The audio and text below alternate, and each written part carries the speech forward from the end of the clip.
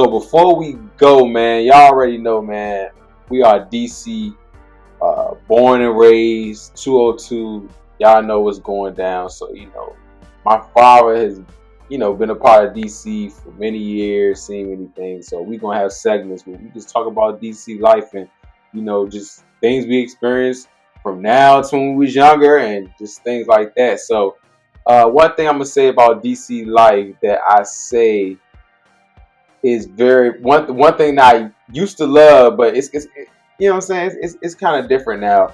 I used to really love riding the train. You know what I'm saying? The train in DC is just way different. You know what I'm saying? I feel like I rode the train in many places, but DC trains are just very, very different because I just feel like they're trying to be classy, but it's just a bunch of dirty on the train. It's like the classy version of New York, but it still has its wildest, man. But I just got so many memories on the train, just catching the train bus young. You know what I'm saying? Like elementary school, we was catching the bus and train and stuff like that, man. That's one thing about DC I can say. You gotta really grow up fast. It's really a fast growing up city. You have to develop fast, you dig, and it's not a bad thing on all fronts.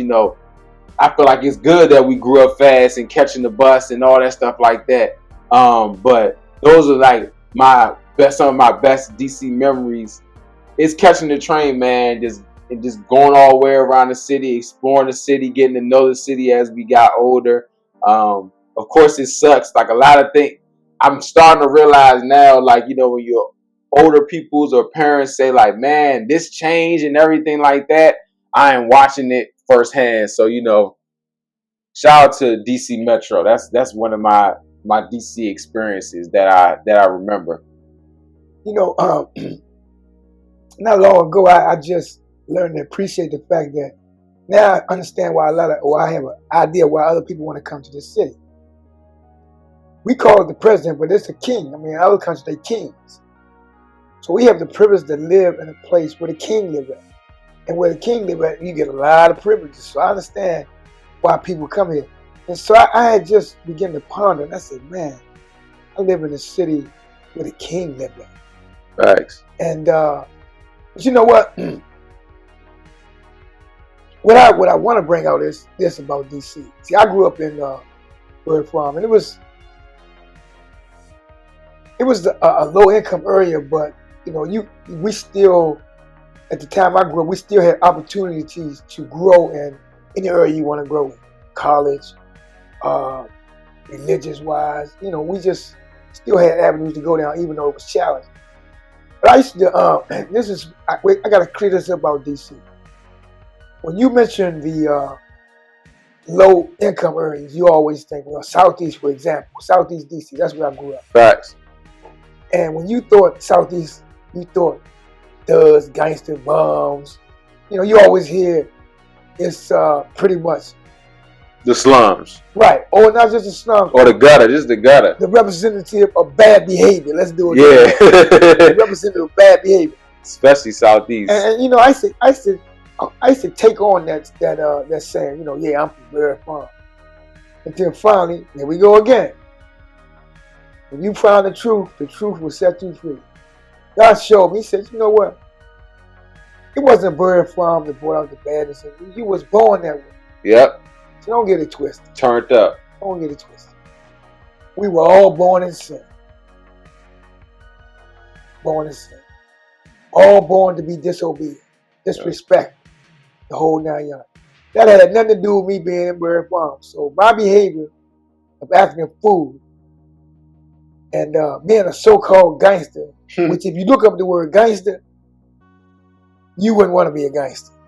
At all. Look up the word. And that's what I be, trying to tell everybody, like I dibbled and dabbled, you know what I'm saying? I ain't gonna get in too much onto that on YouTube, because if you certified, you know what I'm saying? But that's one thing I feel like why I avoided a lot of pitfalls of being in DC. The bad parts is because I had my father, I had my uncles.